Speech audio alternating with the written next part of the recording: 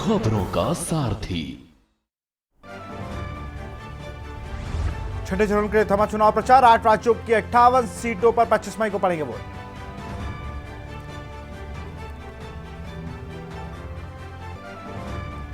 हरियाणा में पीएम मोदी ने कांग्रेस पर बोला हमला, कहा कांग्रेस राम को हटाना चाहती है, आरक्षण छीन मुसलमान को देगी।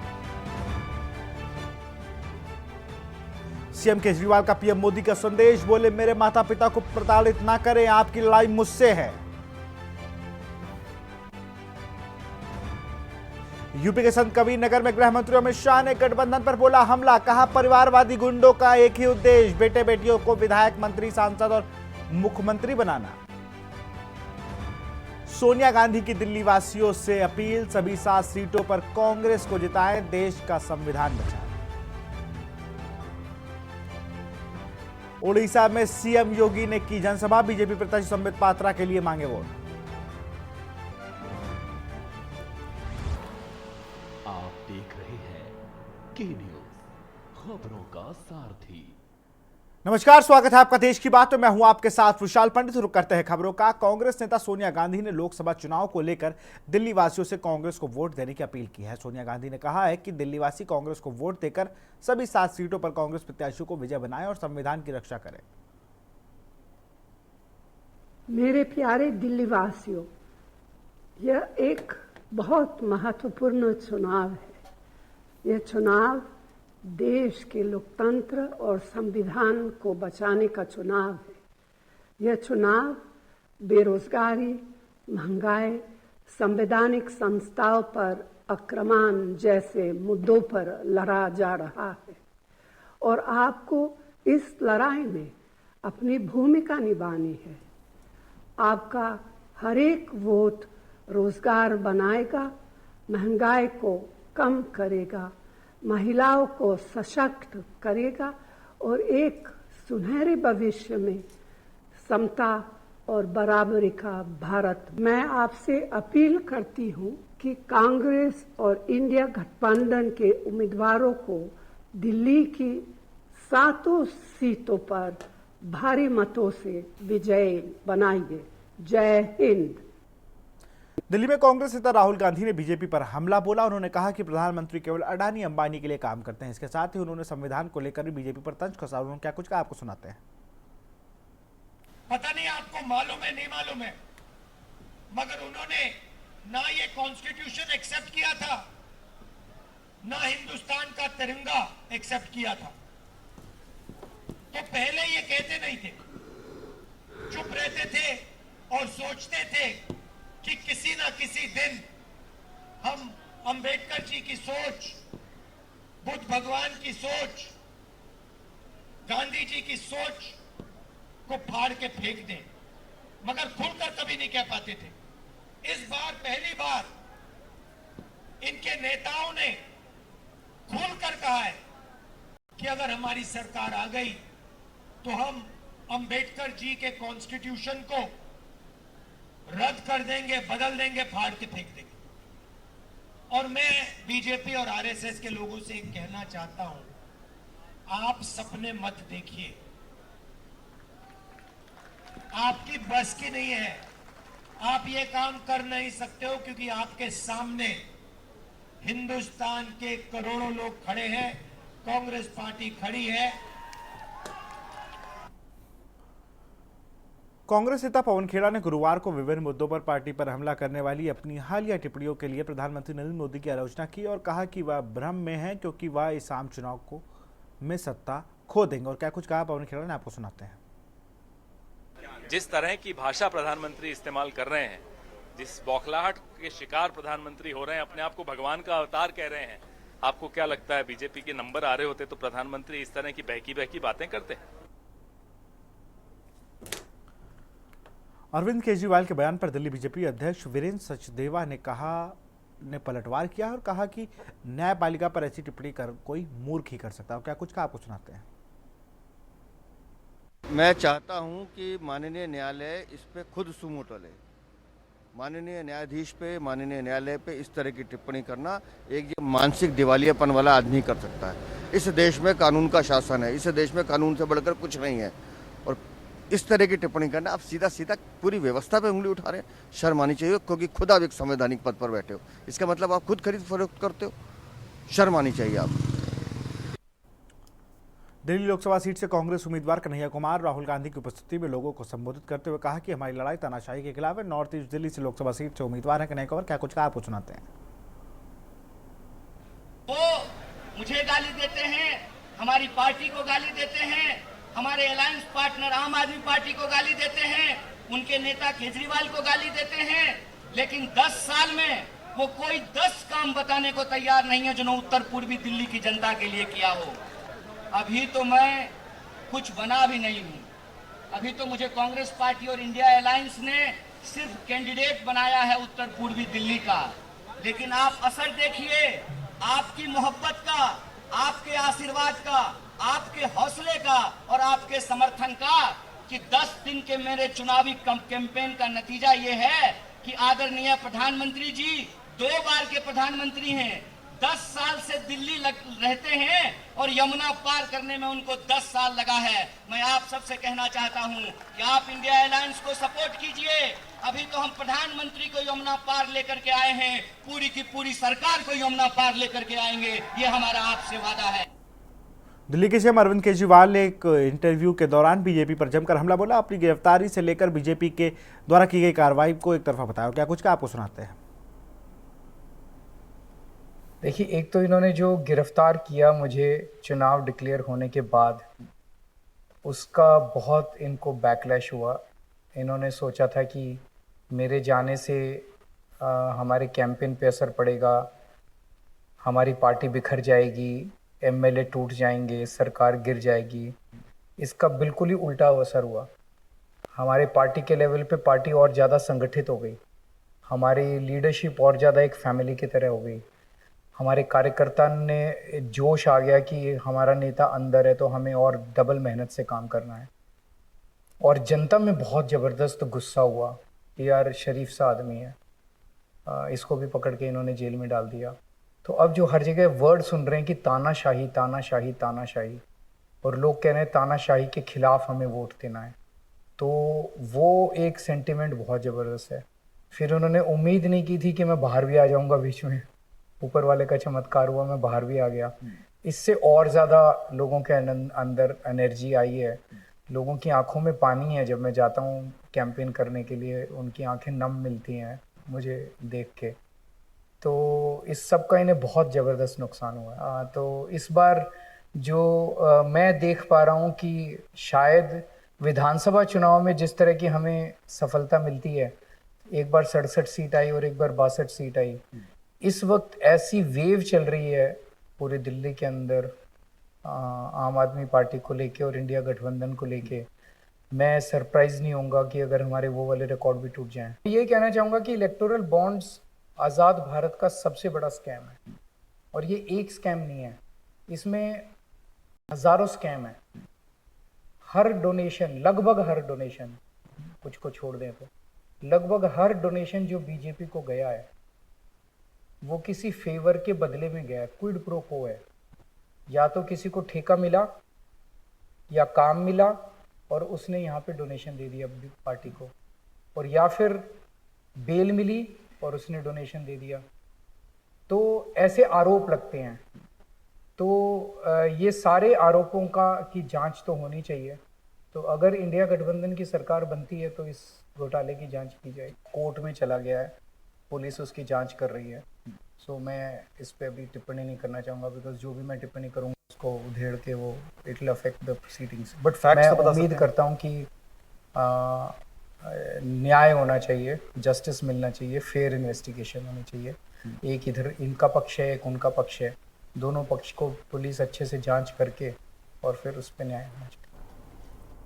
दिल्ली के सीएम केजरीवाल ने कहा कि आज मैं पीएम मोदी के लिए एक संदेश देना चाहता हूं। अपने मुझे झुकाने और तोड़ने की काफ़ी कोशिश की, आपने मेरे विधायकों को तोड़ने की कोशिश की लेकिन नहीं कर पाया। आप मेरे मंत्रियों को गिरफ्तार करें लेकिन मुझे झुका नहीं पाया। फिर आपने मुझे गिरफ्तार कर झेल कर काफ़ी प्रताड़ित किया। दिल्ली के सीएम अरविंद केजरीवाल ने प्रेस कॉन्फ्रेंस कर अपने माता पिता से पुलिस की पूछताछ को लेकर पीएम मोदी पर जमकर हमला बोला। आपने एक एक करके मेरी नमस्कार, आज मैं प्रधानमंत्री श्री नरेंद्र मोदी एक संदेश, एक अपील देना चाहता हूं। प्रधानमंत्री जी, आपने मुझे झुकाने और तोड़ने की अभी तक बहुत कोशिशें की। आपने एक एक करके मेरे कई विधायकों को गिरफ्तार किया, लेकिन मैं नहीं टूटा। फिर आपने मेरे मंत्रियों को गिरफ्तार किया, लेकिन आप मुझे नहीं झुका पाए। फिर आपने मुझे गिरफ्तार कर लिया। तिहाड़ में तरह तरह से मुझे प्रताड़ित करके मुझे तोड़ने की कोशिश की गई, लेकिन मैं नहीं टूटा। लेकिन आज तो आपने सारी हदें, सारी सीमाएं पार कर दी। आपने मुझे तोड़ने के लिए मेरे बूढ़े और बीमार माँ बाप को निशाना बनाया। मेरी माँ बहुत बीमार रहती है, वो कई बीमारियों का शिकार है। मोदी जी, 21 मार्च को आपने जब मुझे गिरफ्तार किया था, उसी दिन दोपहर को वो अस्पतालों से कुछ दिनों के बाद लौटी थी छुट्टी लेके। मेरे पिताजी 85 वर्ष के हैं, उन्हें ठीक से सुनाई भी नहीं पड़ता। क्या आपको लगता है मेरे माता पिता गुनहगार हैं? अपनी पुलिस से उनकी पूछताछ क्यों करवा रहे हैं? मेरे बूढ़े और बीमार माता पिता को क्यों प्रताड़ित कर रहे हैं? आपकी लड़ाई मुझसे है। मेरे माता पिता को प्रताड़ित करना बंद कर दीजिए। भगवान सब कुछ देख रहा है। खबर दिल्ली से है, जहां 25 मई को होने वाले चुनाव के लिए आज प्रचार प्रसार अभियान का शोर थम गया। इसको लेकर सभी दिग्गजों ने दिल्ली में अपनी मोर्चा संभाल लिया और अपनी पूरी ताकत झोंक दी। इसी को ध्यान रखते हुए कांग्रेस के वरिष्ठ नेता में से एक राहुल गांधी ने भी महिलाओं को वोट बैंक को अपनी ओर खींचने के लिए, अपना वोट प्रतिशत बढ़ाने के लिए राहुल गांधी ने महिलाओं के साथ विचार विमर्श किया।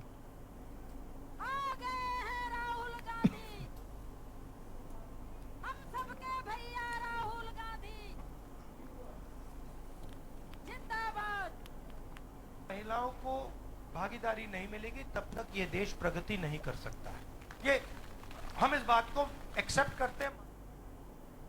लोकसभा चुनाव 2024 को लेकर प्रचार के लिए हरियाणा के भिवानी पहुंचे पीएम मोदी ने इंडिया अलायंस के लोगों को बहुत बेहद सांप्रदायिक, जातिवादी और परिवारवादी कहा। देश की जनता इंडिया गठबंधन के इरादों को पहले ही समझ चुकी है और इसलिए उनकी यह हालत। साथियों, इंडी गठबंधन के लोग ये घोर सांप्रदायिक है, घोर जातिवादी है, घोर परिवारवादी लोग हैं।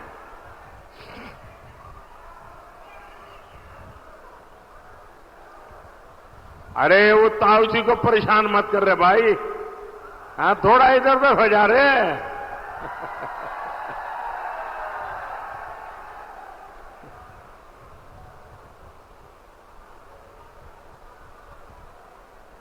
देश की जनता इंडी जमात के इरादे पहले ही भांप चुकी है, इसलिए इनका ये हाल हुआ है। 5 चरणों में ही इंडी जमात का ढोल फट गया है। लोकसभा चुनाव के अंतर्गत उपमंडल समलाखा विधानसभा में पुलिस अधीक्षक अजीत सिंह शेखावत के आदेशानुसार शहर में डीसीपी नरेंद्र कुमार के दिशा निर्देश अनुसार थाना प्रभारी फुलकुमार के नेतृत्व में पुलिस प्रशासन और सीआरपीएफ जवानों शहर के सहित अन्य जगहों पर फ्लैग मार्च निकाला।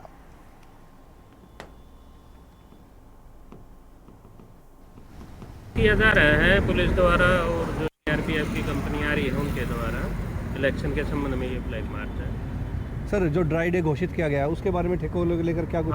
आज 6 बजे से जो हैं सभी ठेके, सब बैंड वगैरह सभी बंद हो जाएंगे और ये 25 तारीख को 6 बजे तक बंद रहेंगे। इनकी भी चेकिंग की जाएगी और होटल ढाबे में भी कोई भी शरारती तत्व इस टाइप का मिलता है तो उनकी भी चेकिंग लगातार रहेगी अभी 25 तारीख तक। आम जन के लिए पुलिस की तरफ से क्या अपील है सर वोटों को लेकर? हमारी अपील तो यही है कि बढ़ चढ़ के वोट करने में हिस्सा लें और सभी अपने विवेक से वोट दें। और अपराधियों को क्या चुनौती है सर?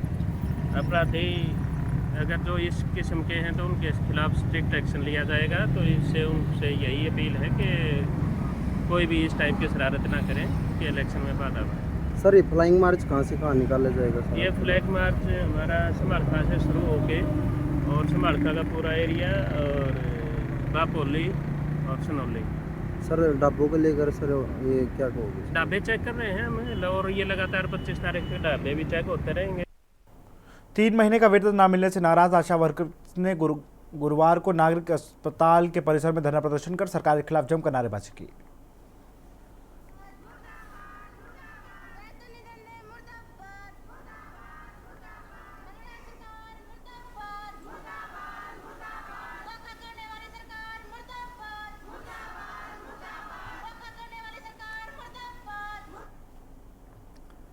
हिमाचल प्रदेश में गर्मी ने प्रचंड रूप का प्रभाव पेयजल स्रोतों में जल स्तर पर भी पड़ने लगा है। जल शक्ति विभाग की रिपोर्ट के अनुसार तापमान में वृद्धि से प्रदेश में 478 पेयजल योजना प्रभावित हुई हैं। सोलन के धर्मपुर व कसौली में 32 पेयजल योजनाओं में जल स्तर 75% से भी कम हो गया है। इसके अलावा किसी में 25% तो किसी में 30 व 35% तक पानी कम हुआ है। इस रिपोर्ट को देखिए। हिमाचल प्रदेश के कुछ इलाकों में कम बारिश और गर्मी बढ़ने से पानी के स्रोत सूख गए हैं, जिससे पीने के पानी की दिक्कत बढ़ गई है। अधिकारियों के मुताबिक बढ़ती गर्मी की वजह से पानी की सप्लाई पर भी असर पड़ा है। अभी जैसे कुछ दिनों से तापमान में काफ़ी बढ़ोतरी हुई है, तो इससे हमारी लगभग 478 योजनाएं ऐसी हैं जो इफ़ेक्ट हुई हैं। उनमें से सिर्फ हमारी 32 के आसपास योजनाएं हैं जिनमें पानी जो है सोर्सेज में 75% से ज़्यादा कम हो गया है। बाकियों में किसी में 25% है, किसी में 25 से 50% है, लेकिन 32 स्कीम्स हमारी ऐसी हैं। ये भी सोलन डिस्ट्रिक्ट की हमारा धर्मपुर एरिया है जो जहाँ पर ऑल्टरनेट सोर्सेज उपलब्ध नहीं है, तो वहाँ पर थोड़ी सी दिक्कत वाला सामना करना पड़ रहा है हमें। पानी की दिक्कत से निपटने के लिए राज्य का जल विभाग दूसरे जरियों से पानी लेने की कोशिश कर रहा है। जो हेडपंप बंद पड़े थे उनको भी दोबारा शुरू करने की कोशिश की जा रही है। हालांकि अधिकारी मानते हैं कि इन उपायों के बावजूद कई इलाकों में पानी की दिक्कत अभी भी बनी हुई है। अधिकारियों के मुताबिक अगर बारिश होती है तो इस हालात से निपटने में मदद मिलेगी और खेती के साथ लोगों को भी पीने का पानी मिलेगा।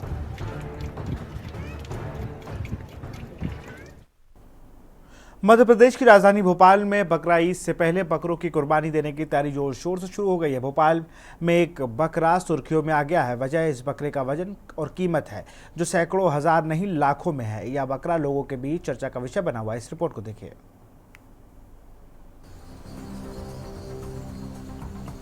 इस्लाम के प्रमुख त्योहार बकरीद से पहले भोपाल में एक बकरे की बोली 7,50,000 रुपए लग गई है। 161 किलोग्राम वजनी इस बकरे को सैयद शहाब अली ने पाला है।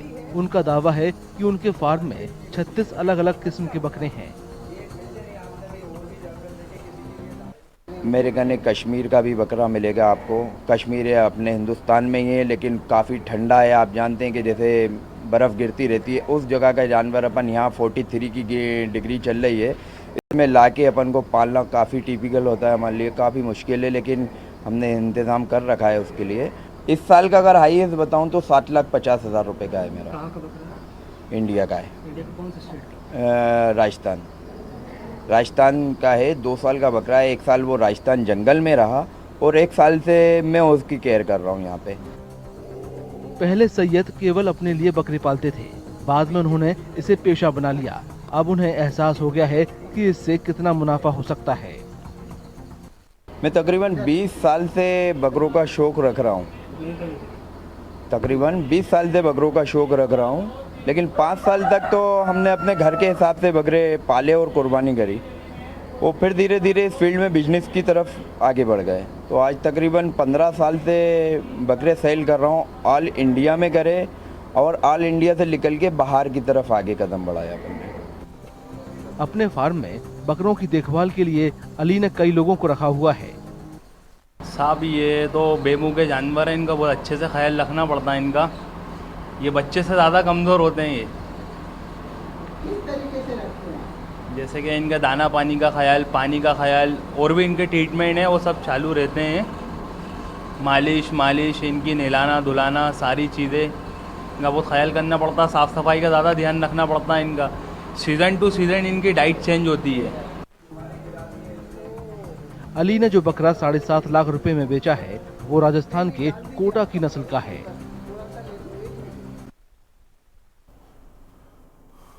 रुक करेंगे उत्तर प्रदेश की खबरों का। लखनऊ की खबर है, 12 राज्यों में कमल खिलाने पहुंचे सीएम योगी। 27 मार्च से शुरू किया था चुनावी रैलियों का सफर। सीएम ने 54 दिन में 170 रैलियों को किया संबोधित। छठवें चरण में भी यूपी के 14 सीटों पर फूकी जान। उड़ीसा, बिहार, नई दिल्ली व हरियाणा में भरी हुंकार। सीएम योगी ने 54 दिन में 170 रैलियों को किया संबोधित। छठवें चरण में भी यूपी की 14 सीटों पर फूकी जान।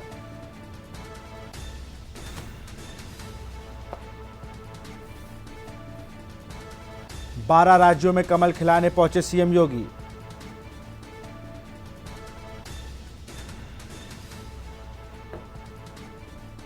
सीएम योगी ने 54 दिन में 170 रैलियों को किया संबोधित।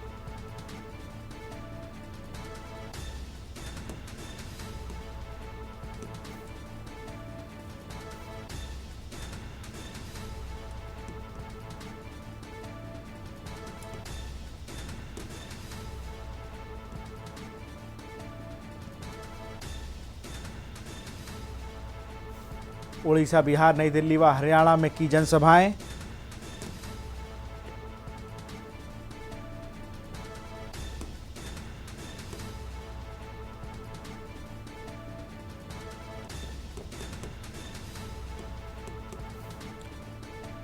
लखनऊ से खबर, 12 राज्यों में कमल खिलाने पहुंचे सीएम योगी।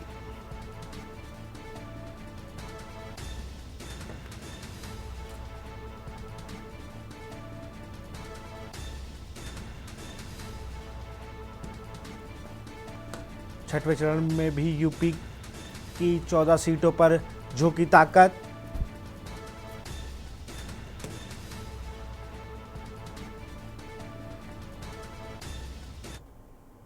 राजधानी लखनऊ से एक और खबर, अंतिम चरण के लिए सीएम योगी भरेंगे हुंकार। महराजगंज, कुशीनगर, देवरिया, गोरखपुर दौरा कल 11:35 पर फरिंदा। महराजगंज में करेंगे जनसभा। सुबह 12:50 करेगा, दोपहर 12:50 पे कुशीनगर में जनता को करेंगे संबोधित।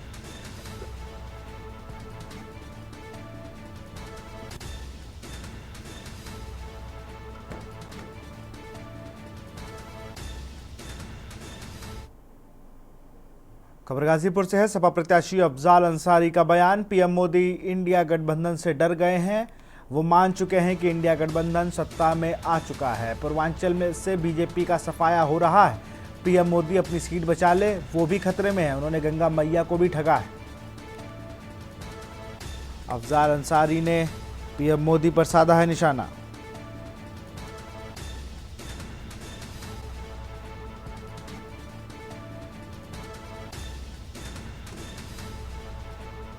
उन्होंने गंगा मैया को भी ठगा है, अफजाल अंसारी का ये बयान।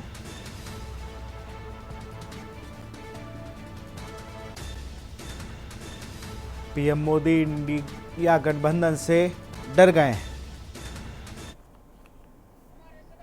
आज तो पहली मीटिंग थी, कल फिर शहर में आऊंगा, परसों फिर शहर में आऊंगा। अब ये 3-4 दिनों का सिलसिला शहर के मुख्तलिफ हिस्सों में जनता के बीच में अपनी बात कहूंगा, उनसे समर्थन हासिल करने की कोशिश करूंगा। अब बाकी आप देखिए, आप अपनी निगाह से देखिए, हमसे बेहतर आप देखेंगे। कहा जाता है कि 2019 के चुनाव में जहाँ विपक्षी लोग ये कह रहे हैं कि जातिवाद की राजनीति में जो है अफजाल अंसारी की जीत हुई है, क्या लगता है इस बार 2024 के चुनाव में क्या रहेगा? 2019 में कितने से जीत हुई थी ये बता दीजिए, कितने से थी? 1,20,000 से। 4 तारीख को मिलिएगा मंडी समिति जंगीपुर में, अगर उसका डबल हो जाएगा तो आपको जवाब मिल जाएगा। खबर लखनऊ से है, पश्चिम बंगाल में हाईकोर्ट के आदेश पर सियासत तेज हो गई। ममता बनर्जी के विरोध में राजधानी में बीजेपी का प्रदर्शन। बोले ममता बनर्जी कानून को नहीं मानती, प्रदर्शन का नहीं मानती। पूरे मामले में राष्ट्रपति को देना चाहिए ध्यान। एमएलसी रामचंद्र प्रधान के नेतृत्व में फूंका गया पुतला।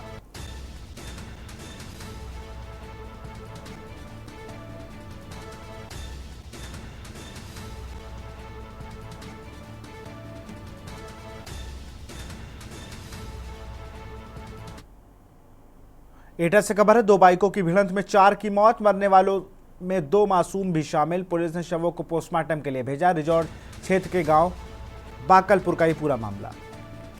मरने वालों में 2 मासूम भी शामिल।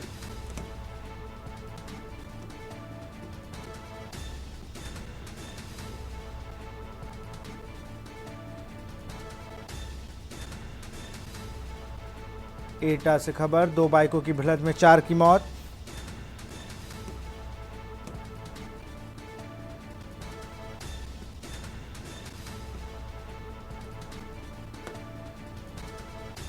रिजौर क्षेत्र के गांव बाकलपुर का ये पूरा मामला।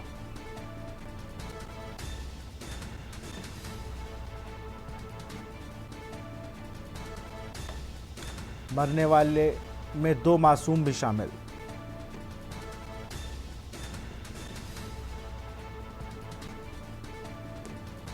रिजौर क्षेत्र के गांव बाकलपुर का ये पूरा मामला।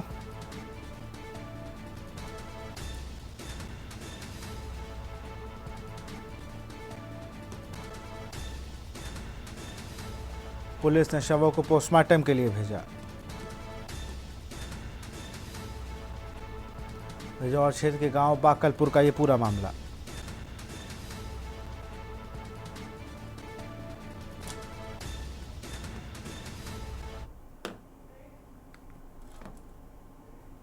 यहां रुकते एक छोटे से ब्रेक के लिए जल्द हाजिर होंगे। खबरों का सारथी। ब्रेक के बाद आपका स्वागत है। खबर गाजियाबाद से। नाले में ट्रैक्टर पलटने से 2 की मौत, एक गंभीर रूप से घायल निजी अस्पताल में भर्ती। गाजियाबाद से खबर, गंभीर रूप से घायल निजी अस्पताल में भर्ती कराया गया है। पुलिस ने शवों को पोस्टमार्टम के लिए भेजा। भोजपुर के ग्राम हिदयपुर बकोड़ा का ये पूरा मामला। गाजियाबाद से खबर, नाले में ट्रैक्टर पलटने से 2 की मौत, एक गंभीर रूप से घायल।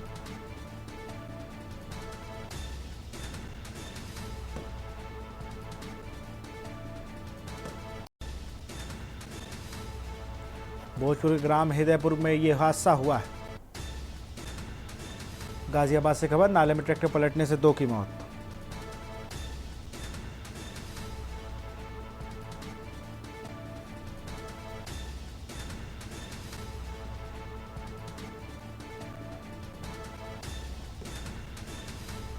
भोजपुर के ग्राम हिदयपुर में यह हादसा हुआ। गाजियाबाद से खबर, नाले में ट्रैक्टर पलटने से 2 की मौत।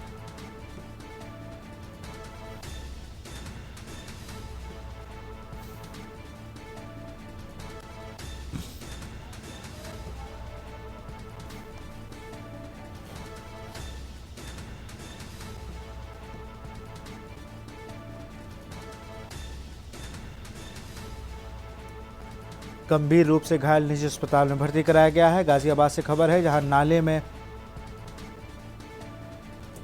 ट्रैक्टर गिरने से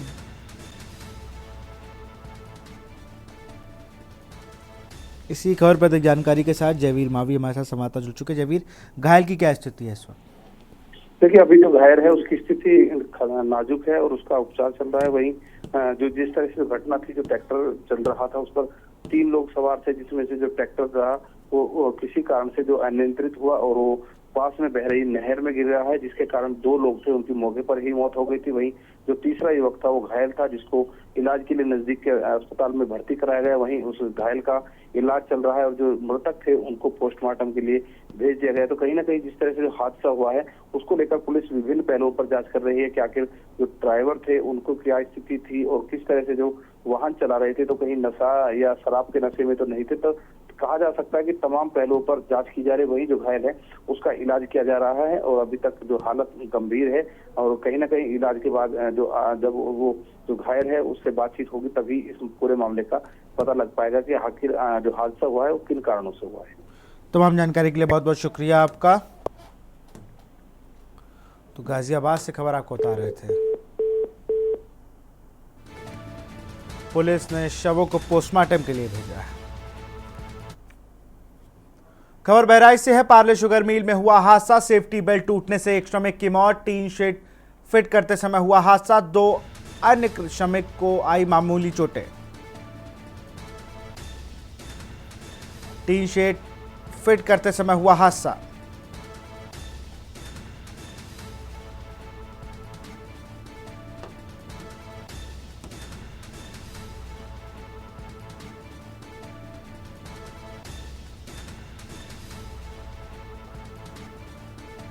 सेफ्टी बेल्ट टूटने से एक श्रमिक की मौत।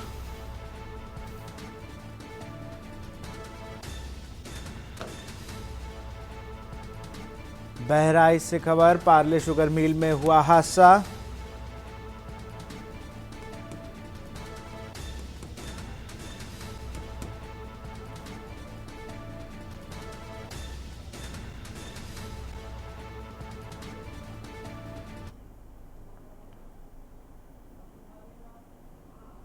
कानपुर से खबर, जल निगम के भ्रष्टाचार का फूटा फवारा, हजारों लीटर से अधिक पानी हो रहा बर्बाद। पानी भरने से लोगों को हो रही दिक्कतें। माल रोड के आरबीआई के सामने तारघर रोड का ये मामला।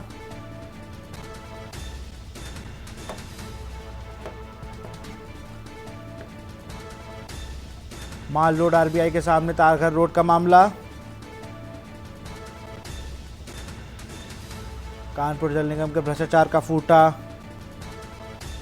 फवारा, हजारों लीटर से अधिक पानी बर्बाद। पानी भरने से लोगों को हो रही दिक्कतें।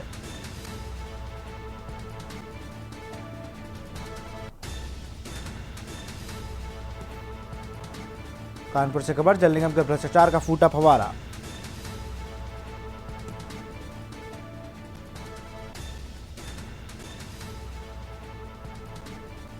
पानी भरने से लोगों को हो रही दिक्कत।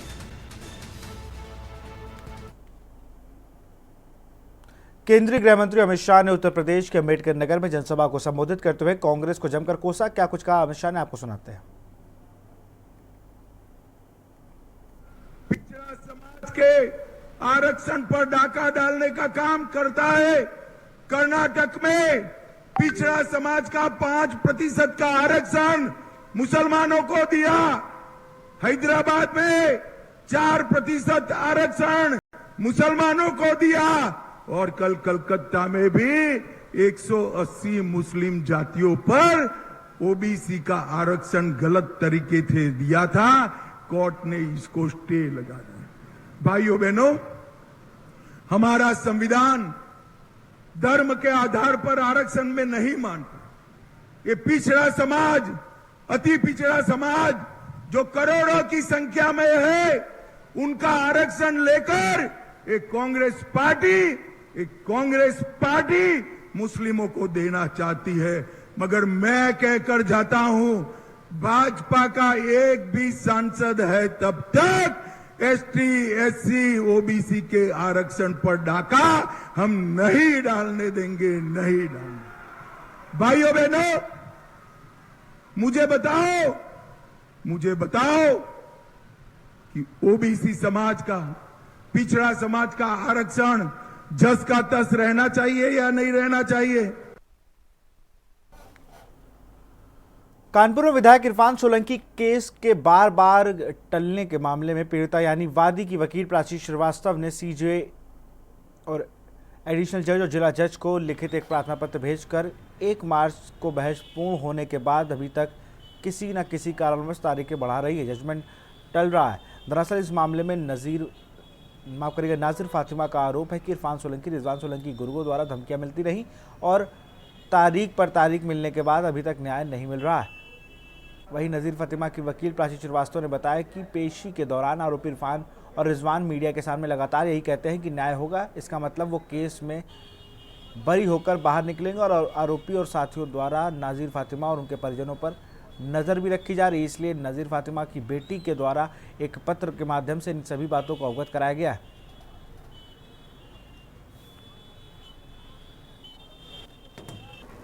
मेरी मौकिल नज़ीर फातिमा की तरफ से उसकी बेटी कनीज़ जहरा ने आज एक पत्र जो है जिला जज महोदय को, चीफ जस्टिस ऑफ इंडिया को, एजे साहब को और सीजे साहब को भेजा है और उसमें उसने गुहार लगाई है कि 1 मार्च 2024 को उसके मामले में, जिसमें विधायक इरफान सोलंकी और रिजवान सोलंकी और उनके साथ के 5-6 लोग अभियुक्त हैं, इन लोगों के द्वारा जो है वो उसका घर जो जला दिया गया था, उस मामले में जो है 1 मार्च 2024 को बहस संपूर्ण होने के पश्चात में पत्रावली को 14 मार्च को पहली बार जजमेंट पे उस पर तारीख नियत करी गई थी। मेरी मम्मी की तबीयत बहुत ज़्यादा ख़राब रहती है। अभी भी उनकी इतनी ज़्यादा तबीयत ख़राब है कि उनकी वजह से एप्लीकेशन हमने दी है, उनकी तरफ से एप्लीकेशन हमने दी है और ये कहा गया है कि तारीख पे तारीख पढ़, जिस तरीके से तारीख पे तारीख पढ़ रही है, 15 तारीखें हो गई हैं, अभी तक के फैसला नहीं आ रहा है। न्यायालय से हमें उम्मीद है कि हमको न्याय मिलना चाहिए। आपने उसमें डर की बात भी लिखी है, किससे डर है आपको, क्या डर है? विधायक इरफान सोलंकी, रिजवान सोलंकी और उनके जितने गुंडे हैं उन लोगों से डर है। वो लोग हम लोग का पीछा करवाते हैं। में 7 महीने पहले हिट एंड रन केस मामले में पुलिस ने एक नाबालिग को बरी करने के बाद फिर आरोपी बनाया है। इतना ही नहीं, पुलिस ने नाबालिग आरोपी के पिता के खिलाफ भी मुकदमा दर्ज किया। जाने माने डॉक्टर के 15 साल के बेटे को हिट एंड रन केस में हिरासत में लेकर जुवेनाइल होम में भेज दिया गया है। पिछले 5 महीनों में उसने 2 सड़क हादसे किए, जिनमें 2 की मौत हो गई और 4 गंभीर रूप से घायल हुए हैं। अक्टूबर 2023 में हुए एक हादसे के मामले में उसकी कार की टक्कर 2 लोगों की मौत हो गई थी। इसी साल मार्च में हुए एक अन्य हादसे में 4 लोग घायल हो गए थे। मामले में हमारी संवाददाता सारिका गुप्ता ने additional CP law and order Harish Chandra से खास बातचीत की, आपको दिखाते हैं। हिट एंड रन के मामले में सिस्टम पर लगातार सवाल उठाया जा रहा है। 7 महीने बाद गंगा बैराज में हुए एक हिट एंड रन के मामले में नाबालिग को जेल भेज दिया गया है। क्या है पूरा मामला, ये जानने के लिए ज्वाइंट सीपी हरीश चंद्र जी के पास हम पहुंच चुके हैं और उनसे बातचीत कर लेते हैं। सर, क्या है पूरा मामला और किस तरीके की कार्रवाई की गई है? थाना नवाबगंज में एक मुकदमा लिखा गया था। 2023 अक्टूबर की बात है, जिसमें एक बालक के द्वारा एक एक्सीडेंट किया गया था, जिसमें 2 लोगों की दुखद मृत्यु हो गई थी। इसमें जो प्रारंभिक तफ्तीश हुई थी उसमें ये संज्ञान में आया था कि एक गाड़ी है, उस गाड़ी में 4-5 लोग सवार थे और उनके द्वारा जो है एक्सीडेंट किया गया है। इनिशियल तफ्तीश में जो है वो कुछ कमियां थी, उसको लेकर के जो है वो मॉनिटरिंग में पुलिस कमिश्नर साहब ने इसको जो है वो तत्काल प्रभाव से एसीपी रैंक के ऑफिसर को कराने का जो है वो निर्णय लिया था। एसीपी के द्वारा जो है विवेचना में धारा 304 की बढ़ोतरी की गई और जिस नाबालिग बच्चे के द्वारा ये घटना कारित की गई थी उसको जो है वो जुवेनाइल जस्टिस बोर्ड के माध्यम से करेक्शनल सेंटर भेजा गया है। ये भी तथ्य प्रकाश में आया है कि इसी बच्चे के द्वारा एक और घटना की गई थी जो बर्रा थाने में रजिस्टर्ड है, उसमें धारा जो है 308 की बढ़ोतरी की गई है और ये गाड़ी जो है इसके पिता के नाम है, ऐसा बताया गया है। उसके बेसिस पे, एविडेंस के बेसिस पे जो है वो इसमें जो पिता है उनको भी हम मुलजिम बनाएंगे, क्योंकि एक नाबालिग को गाड़ी देना भी एक अपराध है। उसकी भी जो है वो एविडेंस कलेक्शन की कार्रवाई चल रही है और पूर्व में जो विवेचना में ढिलाई बरती गई थी उसमें जो संबंधित विवेचक और अन्य लोग हैं उनके खिलाफ ऑलरेडी विभागीय कार्रवाई चल रही है। सर, काफ़ी मामले सामने आते हैं हिट एंड रन के, उसके बावजूद भी नाबालिग जो है गाड़ियाँ चलाते, क्या इसको रोकने के लिए कुछ कर रहा है आपका सिस्टम? इसके लिए ऑलरेडी जो है वो हम 2 स्तर पे कार्रवाइयाँ कर रहे हैं। हमारी बहुत सारे स्कूल से बात हुई है और स्कूल्स में बच्चे जो मोटरसाइकिल लेकर के, 2 व्हीलर लेकर के आते हैं तो उनसे भी हम एक काउंसलिंग सेशन जो है वो करवाने की जो है वो कोशिश में है। ऑलरेडी जो है वो हमारा डीसीपी ट्रैफिक और उनका विभाग इस पे काम कर रहा है और साथ ही साथ जो है जो इस तरह की दुर्घटनाएं हो रही हैं उसमें हम सख्त कार्रवाई जो है वो उन बच्चों के गार्जियन और पेरेंट्स के खिलाफ भी करेंगे जिनके द्वारा जो है वो ये गाड़ियाँ उनको प्रोवाइड की जा रही हैं और ये दुर्घटनाएँ हो रही हैं। सर, काफ़ी टाइम लग जाता है। लास्ट ईयर ये घटना हुई थी और 7 महीने लग गए पूरी कार्रवाई होने में। क्या रीज़न रहा है कि इतनी देर से कार्रवाई हो रही है? सिस्टम में सबकी जिम्मेदारी फिक्स है और जो उस जिम्मेदारी का उल्लंघन करेगा उसके खिलाफ सख्त कार्रवाई की जाएगी।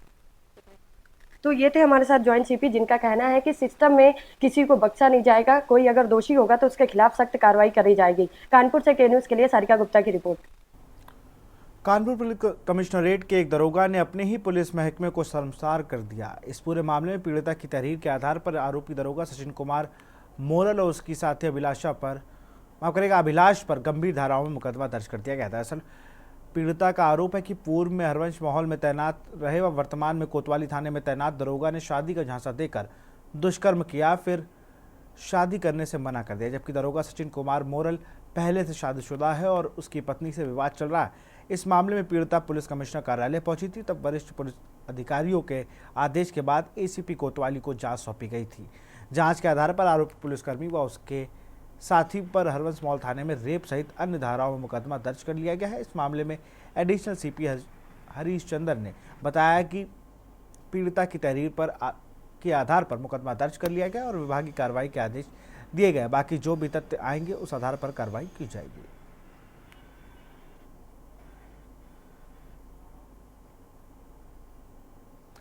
खबर कानपुर से है, जहां एक बार फिर पुलिस की उदासीनता देखने को मिली है। बेखौफ चोरों ने चोरी की घटना को अंजाम दिया। मामला थाना सेन पश्चिम पारा की नई बस्ती का है, जहां पुलिसकर्मी के घर से चोरों ने 3,25,000 रुपए नकदी व लाखों रुपए के जेवर पार कर दिए।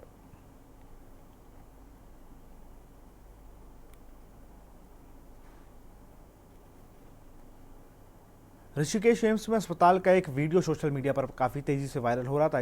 इसमें साफ दिखाई पड़ रहा था कि कैसे अस्पताल की चौथी मंजिल पर पुलिस की एक गाड़ी घुस गई। इस दौरान वार्ड में जिसने भी देखा वो ये मंजर देखता ही रह गया। हर कोई हैरानी में पड़ गया। इस मामले को लेकर आज देहरादून एसएसपी जांच के लिए खुद ऋषिकेश एम्स पहुंचे। उन्होंने एम्स अस्पताल की घटनास्थल का निरीक्षण किया।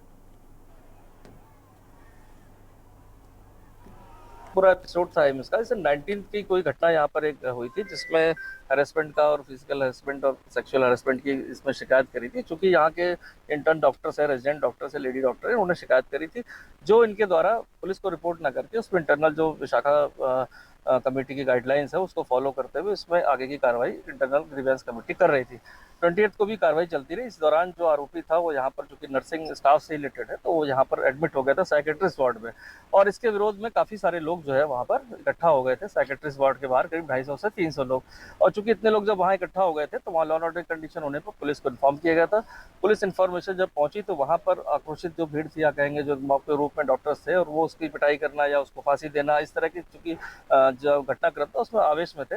और उसको देखते हुए 2-2.5 घंटे तक समझाने के बाद जब एडमिनिस्ट्रेशन और पुलिस के द्वारा समझाने पर वो नहीं माने तो जो एम्स का एडमिनिस्ट्रेशन है और सिक्योरिटी अफसर है उनके द्वारा, चूंकि यहाँ एग्जिट प्लान भी बना हुआ है इमरजेंसी सिचुएशंस में, रैम का प्रयोग करते हुए गाड़ी से अक्यूज को निकाला गया। जब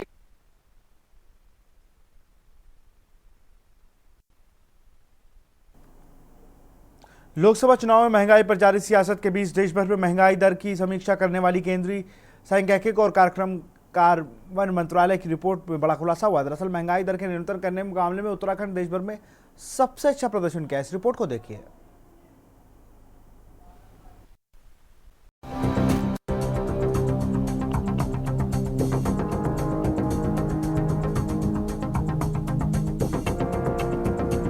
महंगाई नियंत्रण पर उत्तराखंड ने अन्य राज्यों के मुकाबले अच्छा प्रदर्शन किया है। केंद्रीय सांख्यिकी और कार्यक्रम कार्यान्वयन मंत्रालय की रिपोर्ट में इस बात का खुलासा हुआ है। इसके तहत उत्तराखंड, दिल्ली और पश्चिम बंगाल के बाद देश का तीसरा राज्य है जिसने महंगाई दर को नियंत्रित रखने में कामयाबी पाई है।